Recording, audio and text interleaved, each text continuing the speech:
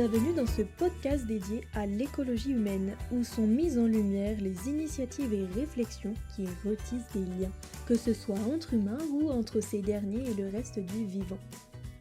Explorons alors ensemble les chemins défrichés par ces porteurs de projets qui souhaitent faire rayonner une belle solidarité et un vrai respect de leur environnement. Allez, c'est parti, il est temps de construire ensemble un monde mieux relié, plus humain, mais surtout davantage bienveillant. Aujourd'hui, nous rencontrons Baptiste Ekal, 25 ans, qui, à la suite de ses études, a choisi de vivre un Tour de France gastronomique à vélo. Et disons qu'en France, ce n'est pas les artisans en bonne chère qui manquent. Découvrons avec lui comment il a vécu ce fantastique périple et surtout ce qu'il en retire. Bonjour Baptiste Ekal, pouvez-vous d'abord vous présenter en quelques mots ? Je m'appelle Baptiste Ekal, j'ai 25 ans et actuellement je suis connu pour avoir fait un Tour de France à vélo que j'ai partagé sur les réseaux à la découverte de la gastronomie française et plus particulièrement des spécialités culinaires régionales. Donc je fais des vidéos que je partage sur les réseaux sociaux, donc certains diraient que je suis un influenceur. Je préfère le terme créateur de contenu, mais c'est plus simple pour que les gens comprennent. Pour quelles raisons est-ce que vous vous êtes lancé dans un Tour de France à vélo et pour découvrir des spécialités culinaires régionales qui plus est? Qu'est-ce qui vous a poussé finalement au départ? Je suis parti donc en solitaire faire un Tour de France à vélo pour la simple et bonne raison qu'à la fin de mes études, il fallait trouver quelque chose à faire. Et là, mon ancien maître de stage a été assez clair sur le fait que si je voulais voyager, c'était plutôt maintenant, quand j'ai pas de contraintes en fait. Donc la grande question, c'était ensuite de partir où pour faire quoi. Et au bout de quelques temps, je me suis rendu compte que, en fait, avant de partir faire un tour du monde, ça avait peut-être plus de sens de faire un Tour de France pour découvrir déjà le pays. Donc le Tour de France est venu comme ça. Ensuite, pour voyager, je voulais avoir une thématique. Je voulais pas non plus me lever tous les matins la fleur au fusil sans savoir où j'allais aller. Donc la gastronomie, c'est venu parce que du coup, j'avais plein de projets en rapport avec la gastronomie, mais surtout parce que en Bretagne, j'y vais depuis que je suis petit tous les étés. Et à chaque fois là-bas, dès que je me réveille, dès que c'est le jour de marché, je vais prendre des galettes saucisses au petit-déj. Donc c'était un matin où j'avais une galette saucisse dans chaque main, où je me suis fait la réflexion que en fait, je connais plutôt bien les spécialités du coin parce que je vais dans la région depuis que je suis petit, mais pas forcément celle d'ailleurs. Et c'est pareil pour plein de gens qui ne viennent pas en Bretagne. Et pour moi, venir en Bretagne et pas manger une galette saucisse ou au moins une galette bretonne, ça a un peu loupé son passage, qu'on se le dise. Donc je voulais faire la gastronomie pour faire les spécialités culinaires de chaque région. Et le plan a été en fait de mettre en avant les artisans, montrer les savoir-faire qu'ils ont derrière leurs produits. Et ensuite, le vélo, c'est venu parce que j'ai pensé à ce projet en juillet.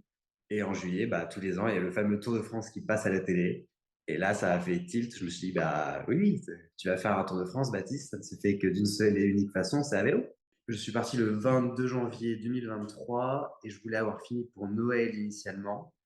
J'ai finalement fini le 28 juillet 2024, je crois, de mémoire. Pendant un an et demi, j'ai réussi à faire 136 interviews différentes à travers les 12 régions françaises.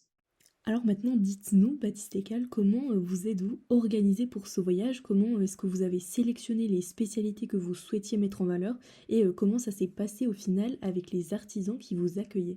Je suis parti le 22 janvier 2023 et je voulais avoir fini pour Noël initialement.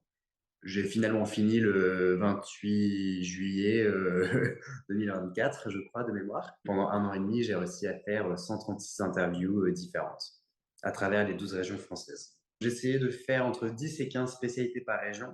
Donc tout ça, c'est du travail que j'avais fait en amont avant de partir pour sélectionner les spécialités que je voulais faire absolument. Ensuite, à partir de là, j'ai essayé de voir s'il y avait des gens qui étaient particulièrement connus ou reconnus pour bien faire ces spécialités. Donc, soit qu'ils avaient gagné un concours, sinon qui était juste sur Internet, où les gens, sinon, du coin m'en parlaient, en disant, faut absolument que tu ailles là-bas. Une fois que j'avais l'artisan, je cherchais ensuite le logement le plus proche et je me baladais comme ça. Donc, en fait, je passais continuellement mon temps à organiser mon voyage tous les jours pour la semaine qui arrivait. Donc, c'était l'organisation constante. Et quand j'arrivais voir un artisan, au début, on parlait un peu, on fait connaissance. Et ensuite, une fois qu'on avait fait un bon lien, je commençais à demander si on pouvait filmer. Parce que c'est plus simple une fois qu'on a créé un lien avec quelqu'un pour le mettre à l'aise plutôt que d'arriver direct, d'embrancher la caméra et dire bon, go. Oui. Non, c'est quand même mieux de parler avant. Donc, ça se fait comme ça. Et ensuite, les interviews se font. Donc, selon les spécialités, ça pouvait durer entre une demi-heure, voire plusieurs heures selon les produits. Et ensuite, après, souvent, je restais encore derrière pour parler avec eux. Donc, il y a des artisans avec qui je pensais passer 1 heure et finalement, je suis resté 7 heures avec eux. On a déjeuné ensemble. Il y en a quelques-uns avec qui ça a duré, mais sinon, c'est ça. J'appelle, je trouve un logement, je vais au logement. Le logement, je pars le matin parce que c'est toujours le matin que j'ai rendez-vous avec l'artisan. On parle, on fait l'interview, on repart et ensuite, je repars vers le prochain logement. Et qu'est-ce que vous souhaitiez particulièrement valoriser pendant vos interviews? Je filme les spécialités. L'idée, c'est vraiment de montrer de la première étape jusqu'à la fin. Donc, tout ce qui se passe entre. Quand il y a des spécialités qui durent, je sais pas, 48 heures de cuisson ou autre, ils préparent un peu en amont ou sinon, tout simplement, je vois pas toutes les étapes, hein. Moi, c'est un peu le problème, c'est que je suis là que pour un court moment. Et également, souvent, je vais dans des endroits qui sont pas non plus trop faits pour être filmés, on va dire. Enfin, on va dire qu'ils sont pas très instagrammables.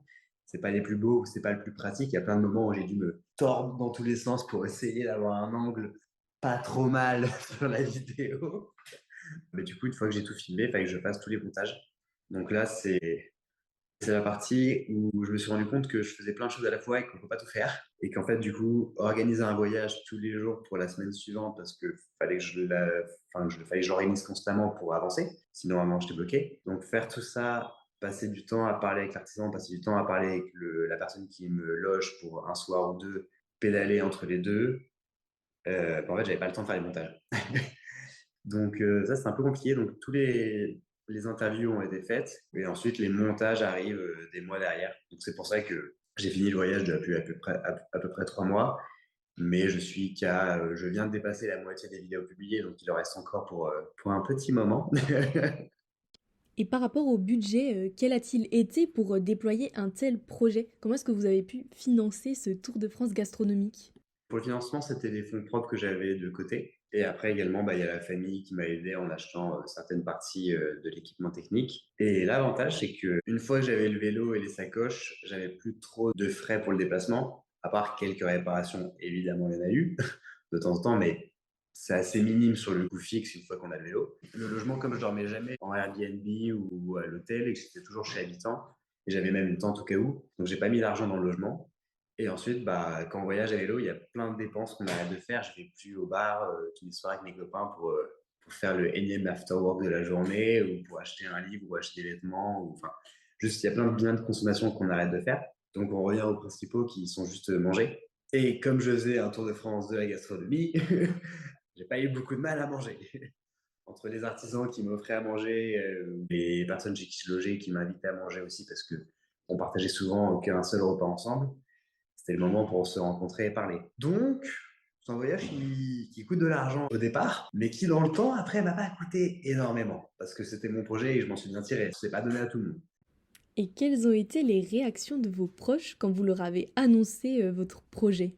Les réactions de la famille et des amis, donc il y a vraiment les deux extrêmes. J'ai quelques amis qui ne croyaient pas du tout, qui n'ont pas forcément osé de me le dire. Il y en a un qui me l'a dit, enfin qui me l'a écrit, mais j'ai lu ça plus tard après être parti. Il y en a plein qui se disaient ok, il a un super projet, mais est-ce qu'il va le tenir? C'est la grande question. Mais je pense que ceux qui me touchaient un peu plus, c'était plutôt mes parents, parce que c'était le premier grand voyage et l'idée c'est d'en faire d'autres derrière. Et mon père avait surtout hâte de voir si je partais, parce qu'entre le moment où j'ai eu l'idée en juillet et le départ en janvier, il y a 6 mois. Donc au bout de 6 mois, il disait ok, tu vas y aller, garçon. Et moi, dans ma tête, c'était clair. J'avais juste dit que je partais en janvier pour le début de l'année, donc le plan ne changeait pas. Je pense qu'il y a eu beaucoup de fierté. Je sais que quand on a parlé un peu à Noël, quand ça faisait 11 mois que j'étais parti, il m'a dit qu'il avait énormément de fierté pour ce que je faisais et ça m'a pas mal touché. Parce que j'en ai un peu parlé avec mes amis. Souvent, on dit ah, c'est génial, c'est trop bien.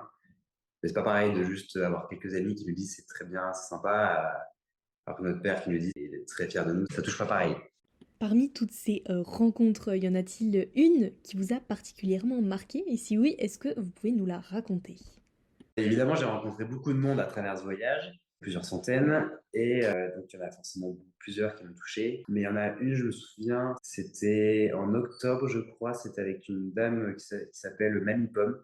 Donc c'est la vidéo de la tarte tatin qui est sortie, qui est la vidéo qui a le plus marché sur mon compte parce que la personne est assez touchante et en fait, on avait quand même du mal un peu à communiquer parce qu'elle entendait moins bien avec son appareil, mais il y avait sa famille à côté qui dû reparler pour expliquer ce que je disais, mais on arrivait quand même à communiquer. Et juste une grande gentillesse, très serviable, très humble, très gentille, très drôle. À la fin, elle voulait me ramener en voiture avec mon vélo et la tarte tatin chez moi, alors qu'il y avait juste 20 minutes de vélo. Ça me fait rire parce qu'elle m'a donné elle m'a accompagné jusqu'au bout de chez elle à la fin. Et elle m'a donné un billet de 20 euros et elle m'a dit ce sera pour l'essence du vélo. J'étais en mode genre, l'essence du vélo, c'est bien gentil.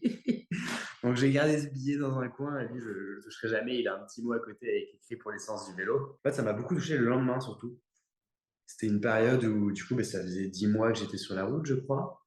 10 mois en solitaire. C'était le début des tempêtes en Bretagne où le temps commençait vraiment à tourner. Et c'était le moment où mentalement, je commençais un petit peu à craquer. Et le fait de revoir les vidéos le lendemain avec elle, c'est là où j'ai craqué. Je crois que j'ai pleuré pendant 2 semaines à travers mon voyage. Mais parce qu'en fait, ça va très bien, mais c'est juste que solitaire, effectivement, pendant 10, 11 mois, envoyer 2, 3 messages, mais ne pas avoir de vrais liens, rencontrer plein de nouvelles personnes, ça ne veut pas dire être accompagné pour autant. Ça et d'autres choses que j'ai dû quitter derrière moi. Donc cette rencontre m'a fait un peu réaliser tout ça, le fait d'être avec une vieille personne m'a fait prendre du recul. Donc ça m'a beaucoup touché. Ça m'a beaucoup touché pendant 2 semaines. Pas mal de pleurs, mais après, une super rencontre. J'espère un jour pouvoir la revoir pour le Paris-Brest la prochaine fois, vu qu'elle est très friande du Paris-Brest et qu'elle sait le faire. Mais voilà, après il y en a plein. Il y en a où j'ai dormi chez eux, j'avais pas eu tout envie de partir. Qu'est-ce qui a été le plus dur à vivre pendant votre tour de France gastronomique à vélo? Je pense que le plus dur, c'est dur à dire. Parce que d'un côté, il y a la solitude, mais la solitude, ça a surtout duré l'hiver. C'est arrivé pendant 2, 3 semaines, j'ai eu un petit coup de mou et un peu dur, mais c'est remonté. Après, il y en a plein qui voient le côté physique également de l'effort qui est dur. Alors, c'est vrai, mais c'est faux. Dans le sens où, en fait, je ne me suis pas entraîné pour, parce qu'en fait, j'ai eu un peu la flemme, clairement. Mais c'est qu'en vélo, on va au rythme qu'on veut, on s'arrête quand on veut, on accélère, on freine, on fait les distances qu'on veut. Et en fait, même si on n'est pas physique, le corps va s'adapter en même temps que notre effort. Même au début, c'était pas très compliqué parce que je faisais des plus courtes distances. Donc en fait, ça n'a jamais été très compliqué physiquement de le faire. Non, je dirais peut-être l'organisation. L'organisation, surtout au début, parce que quand je suis parti, donc j'avais des spécialités en tête, mais j'avais pas d'artisans. J'avais des artisans pour d'autres régions, mais pas la mienne, la Nouvelle-Aquitaine. En fait, le premier jour, je suis parti. Je dormais chez les parents d'une amie. J'avais le vigneron le lendemain qui était le voisin.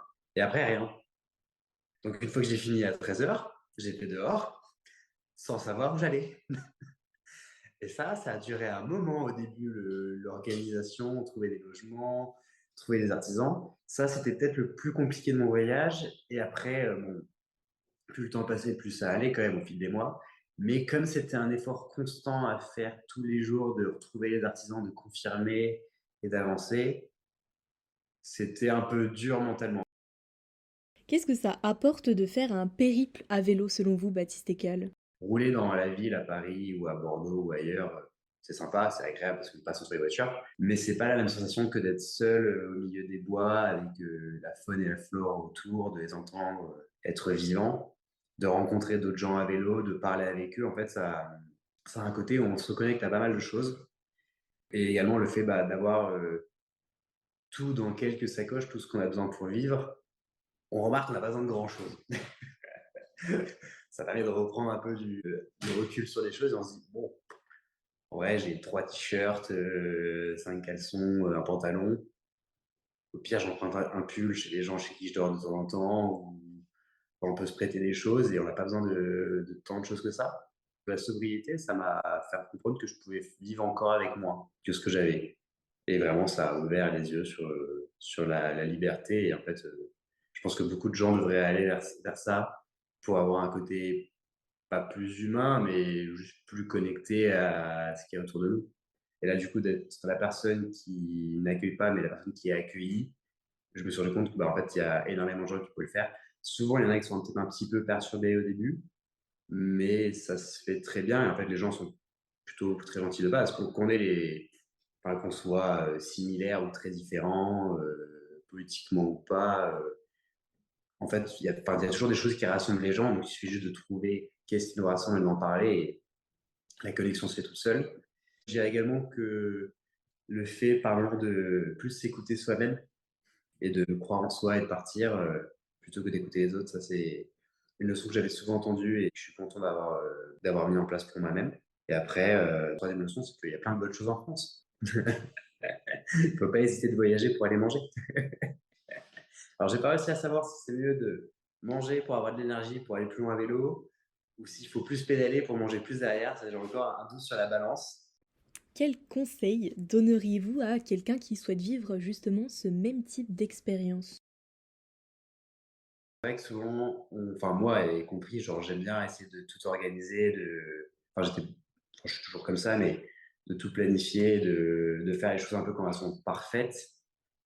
Et souvent, ce qu'on entend justement dans les vidéos de motivation, ils disent que bah, si tu attends toujours le moment parfait, ça va jamais se réaliser. Et c'est un peu indirectement ce que j'ai fait aussi en partant, hein. C'est que je suis parti alors j'avais pas d'artisan en Nouvelle-Aquitaine et j'avais pas de sponsor qui finançait derrière le projet. J'avais plein de choses qui manquaient et j'étais pas organisé. Mais j'ai pas voulu décaler pour autant la date du départ, parce que sinon, si je faisais ça, tu commences à jamais partir. Donc moi, le conseil, si quelqu'un veut faire un voyage comme ça, le premier conseil, c'est si tu pars, enfin si c'est dans un pays étranger, il faut prendre un billet d'avion ou autre, ou un billet de train. Prends ton billet, mets-toi la date et après, vas-y, hein. Plein de choses que tu vas faire au début qui vont pas marcher, ou tu t'en rendras compte que faut le faire autrement, ou tu as pas besoin de telle chose ou telle chose. Tu apprendras toujours sur le moment, donc autant juste partir. Tu avanceras plus vite en étant sur le chemin qu'en restant à la maison à planifier. Donc juste se lancer, prendre une date, vraiment la garder en tête, et même si tu as rien fait avant, bah vas-y. Est-ce que vous avez déjà vécu des moments où vous avez remis en cause votre projet? Peut-être même des moments où vous avez souhaité, l'abandonner complètement?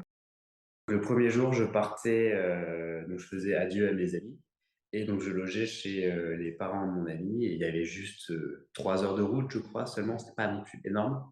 Mais en fait, ce premier jour, je suis tombé 4 fois. Parce qu'en fait, du coup, je suis tombé et donc j'avais, des pédales où on accroche les chaussures dessus. Donc faut s'habituer déjà à savoir les enlever et pour pas tomber, chose que je n'avais pas faite avant. Que j'avais 25 kilos de bagages sur mon vélo et que je n'étais pas habitué à ça, je n'avais pas roulé avec mes bagages avant. Je m'étais pas entraîné vraiment. Donc déjà, je suis tombé avant d'avoir fait un premier mètre. Je suis tombé devant chez moi en mettant un pied sur les cales et je suis tombé direct avec le poids des bagages. Donc ça commence bien. Je suis tombé plusieurs fois du coup dans la journée et en fait, le premier soir, je devais arriver à 18h30 chez Habitant. Je suis arrivé à 20h30. Donc sur une route de seulement 2-3 heures, à arriver à avoir 2 heures de retard, c'est quand même beaucoup. C'est beaucoup, beaucoup. À un moment, je devais longer la Dordogne, je crois, et je prenais Google Maps à l'époque et il me disait d'aller tout droit, et à un moment, je ne pouvais plus aller tout droit. Il y avait un énorme buisson. Et c'est marrant parce que du coup, j'ai regardé les photos l'autre jour. Moi, je m'étais dit que je pouvais contourner à droite et prendre à gauche. Et quand je regarde la photo que j'ai prise de nuit avec ma lampe torche, on voit clairement à droite un petit panneau rouge avec marqué propriété privée. Donc, je suis rentré dans le terrain, le champ de quelqu'un. Et dès que je voulais trouver une sortie, enfin, dès que je trouvais une sortie, il y avait un grillage. Donc, en fait, je me perdais. J'ai pas arrêté de me perdre. Je suis tombé 2 fois dans le champ qui était de la terre gadoue.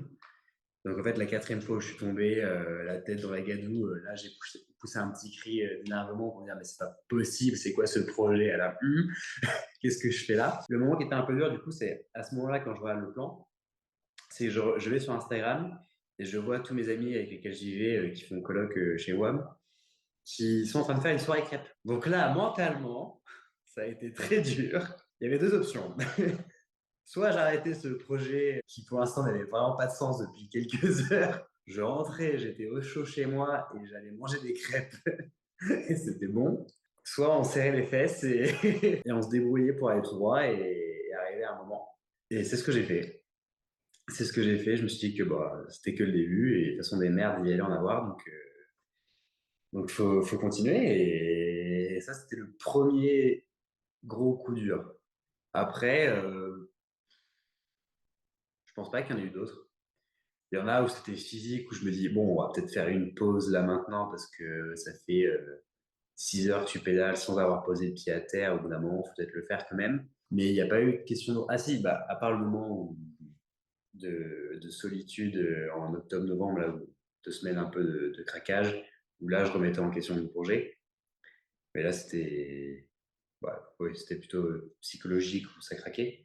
Sinon, que le premier jour, j'ai remis le projet en question que quelques minutes. C'était vraiment par agacement, après avoir eu la tête dans la gadoue une fois de plus, et voir des crêpes que je ne pouvais pas manger que c'est monté que la moutarde est montée au nez, mais sinon ça durait pas. Maintenant ce Tour de France terminé, quels sont vos prochains projets, Baptiste? Déjà, il faut que je finisse les montages vidéo pour ce projet-là, parce qu'il y a encore 60 vidéos à monter. Donc ça veut dire que ça va apparaître pendant plusieurs mois. Ensuite, une fois que j'aurai fait ça, j'aimerais bien essayer d'écrire un livre pour raconter l'aventure. Parce que sur Instagram, je partage que justement la gastronomie et les interviews, mais j'ai pas trop parlé du voyage, ou sinon tout ce que j'ai dit en story, on ne le voit plus. Donc écrire un livre serait une bonne façon, je pense, de raconter plutôt les rencontres. Et puis ça permettrait d'avoir un autre format qui me plaît. C'est une autre façon de raconter quelque chose qu'en vidéo. Donc ça, si j'arrive à le faire, ça, grande surprise. Est-ce que monsieur arrive à aligner quelques mots pour raconter quelque chose? Sinon, je pense que je ferai peut-être d'autres Tours de France sur d'autres thématiques. J'aimerais toujours faire le tour du monde, mais pas maintenant. Et dans tous les cas, moi, le tour du monde, je le vois pas comme plein de gens le font pendant un an ou deux. On fait un peu vraiment le tour, on avance vite d'une certaine façon. Moi, ce que je me vois plutôt faire, c'est les tours des continents. Donc en fait, après avoir fait tous les continents, avoir fait techniquement le tour du monde, donc après je pense que je ferai plusieurs tours de France sur deux thématiques et ensuite je ferai sûrement le tour de l'Europe. Je me vois plutôt donc faire ça, des thématiques, vraiment faire le tour un peu d'un sujet et ensuite passer à autre chose.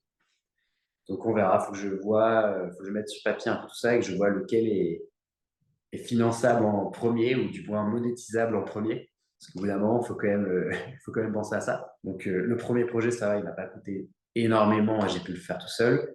Mais les autres projets, l'idée, c'est quand même d'arriver à gagner de l'argent avec. Sinon, je vais jamais gagner d'argent. Donc, on verra. Mais ce sera en France, très certainement. Je pense qu'il y aura beaucoup plus de voyages, dans le sens où là, j'ai voyagé, mais j'ai pas assez profité des endroits par où je passais parce que je passais beaucoup de temps avec l'artisan et la personne chez qui je logeais. Et entre les deux, clairement, je traçais à vélo. Donc, plein d'endroits où j'aurais voulu rester plus longtemps pour rencontrer les gens en plus, rencontrer les environs.